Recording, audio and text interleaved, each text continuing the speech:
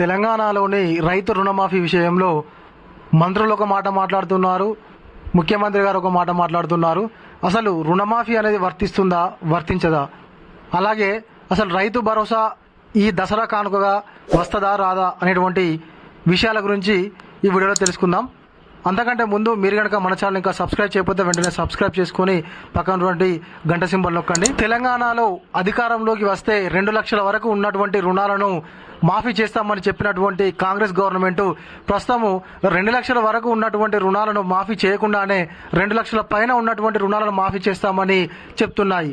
అయితే అసలు విషయం ఏంటంటే, రాష్ట్ర ప్రభుత్వము రైతు రుణమాఫీ చేయాలనుకున్నప్పుడు దగ్గర 32 బ్యాంకుల నుంచి వెళ్ళి అసలు ఎంతమంది అన్నదాతలకు రైతు రుణమాఫీ చేయాల్సి వస్తుందని చెప్పేసి ఒక డాటా తీసుకున్నప్పుడు 42 లక్షల అకౌంట్లు అయితే వారి యొక్క జాబితాలోకి రావడం జరిగింది. అందులో 22 లక్షల మంది అన్నదాతలకు అయితే 2 లక్షల వరకు రుణాలు అయితే ఉన్నాయని చెప్పేసి వాళ్ళు ఐడెంటిఫై చేయడం జరిగింది.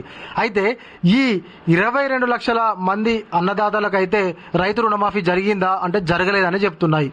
ప్రస్తుతం అయితే చాలా మంది అన్నదాతలు, ఒక్కరు కాదు ఇద్దరు కాదు, చాలా మంది, ఒక మండలానికి దగ్గర 50 నుంచి 60 మంది, ఒక జిల్లాకు దగ్గర 100 నుంచి 200 300 మంది 2 లక్షల వరకు ఉన్నటువంటి అన్నదాతలకు కూడా రుణమాఫీ అనేది జరగలేదు. అయితే వాళ్ళకి ఎందుకు జరగలేదు అని అంటే, అదే విషయాన్ని గవర్నమెంటే చెప్తుంది. ఏంటిది? వాళ్ళకు రేషన్ కార్డు లేకపోవడం వల్ల కానీ, లేకపోతే అడ్రస్ మిస్ మ్యాచింగ్ వల్ల కానీ, ఆధార్ కార్డు వివరాలు మరియు బ్యాంక్ అకౌంట్ వివరాలు కరెక్ట్ లేకపోవడం వల్ల కానీ వాళ్ళకు రైతు రుణమాఫీ అనేది జరగలేదు అని చెప్పేసి వాళ్ళే చెప్తున్నారు. 22 లక్షల మంది రుణమాఫీ చేసామని చెప్పుకుంటూనే మళ్ళీ ఇంకా కొంతమందికి కొన్ని కారణాల వల్ల కాలేదని చెప్తున్నాయి.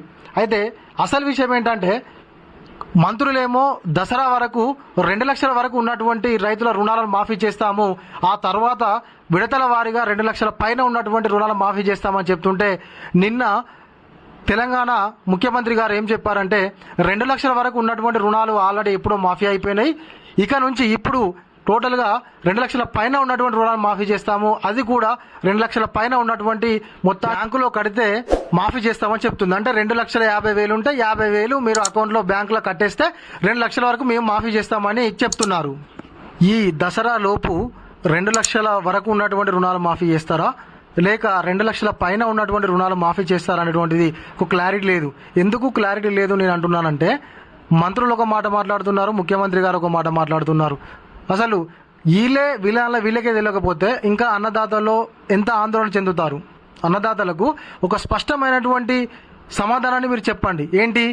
దసరా కానుకగా 12 తారీఖు వరకు 2 లక్షల వరకు ఉన్న రుణాలను మాఫీ చేస్తాము, ఆ తర్వాత 2 లక్షల పైన ఉన్నటువంటి రుణాలు మాఫీ చేస్తామని చెప్పేసి ఒక క్లియర్గా చెప్పేస్తే అన్నదాతలు కూడా ఓకే మాకు ఇప్పటి వరకు మాఫీ అవుతాయని చెప్పేసి వాళ్ళు కూడా ఊకుంటారు.